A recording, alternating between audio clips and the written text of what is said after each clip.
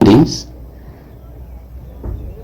which comprise unique substances, macro and micro nutrients. Always feel free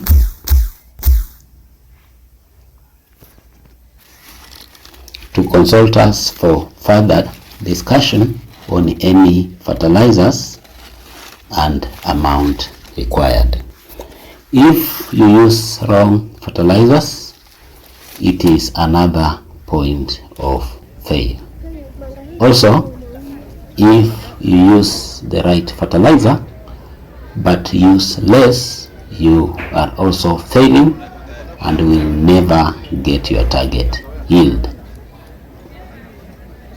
Phosphatic fertilizers aid the maize plants in root development, which will be used as main feeding zones for your maize.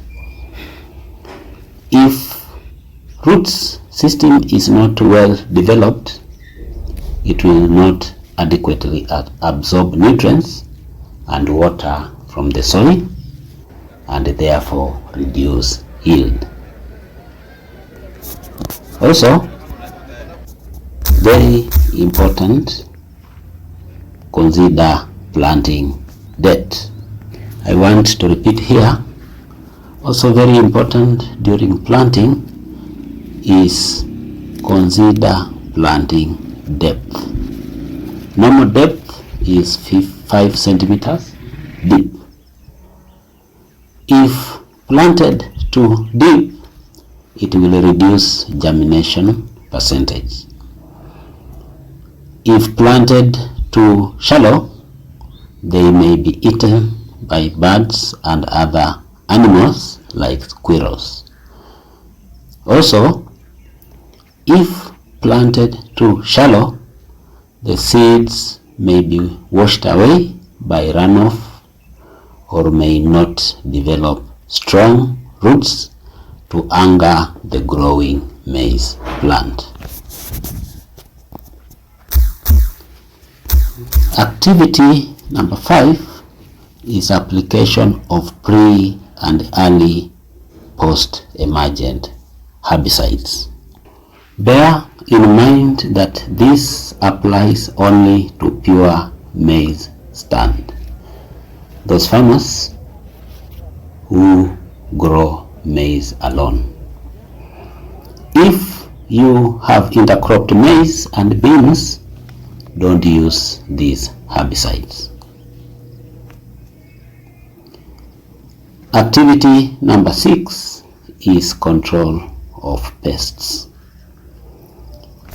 As discussed in previous videos,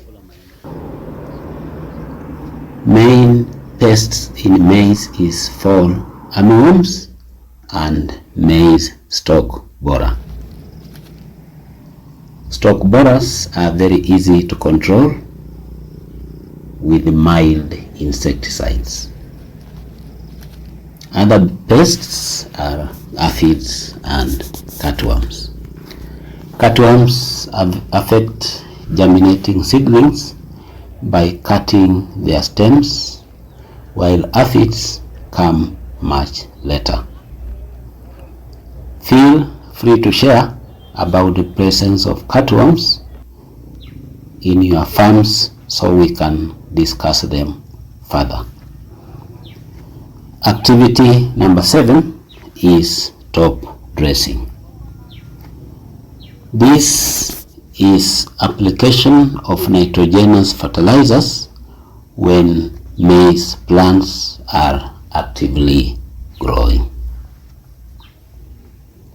As discussed in previous videos, do first split at 6 weeks after sowing, that is at 42 days, and with our example or target fertilizer, we were applying 5 grams per plant. 2 weeks later, do second split of top dressing fertilizers, that is at 56 days after planting. Using our sample fertilizer, rate is 5 grams per plant. In our previous discussions, we applied 5 grams per plant, but you need to note that we used 46% nitrogen. If you use 27% or any other percentage, quantity per plant will have to increase. That there is no negotiation about it.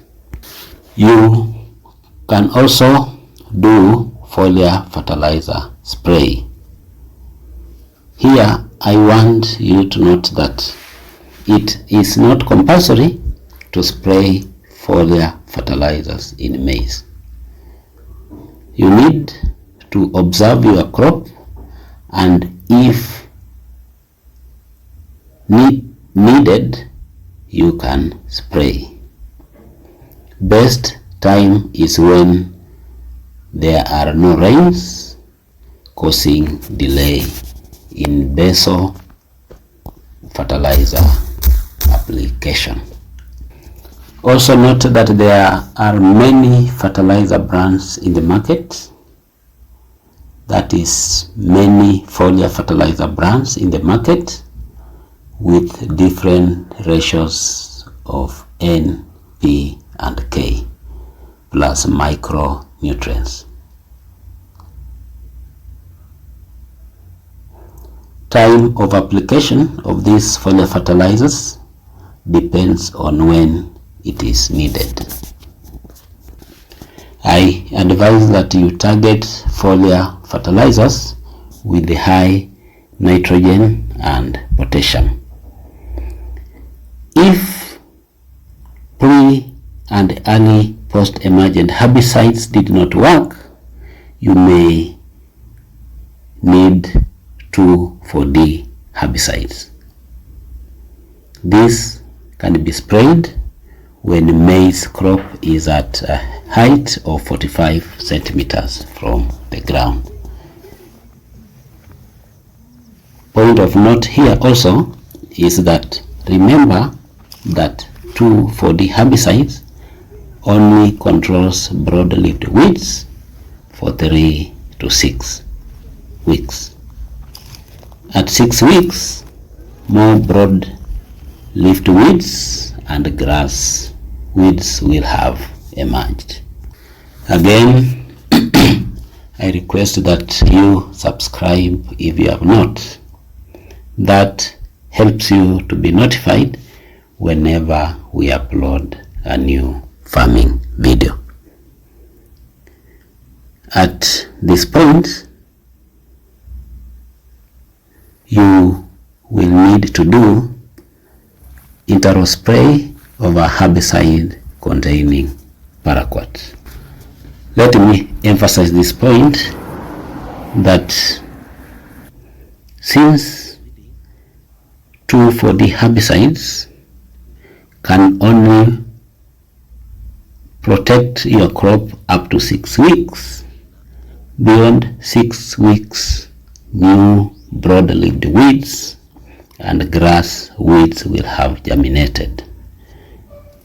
So around this time, you will need to do interrow spray of a herbicide containing paraquat. So I hope I'm very clear.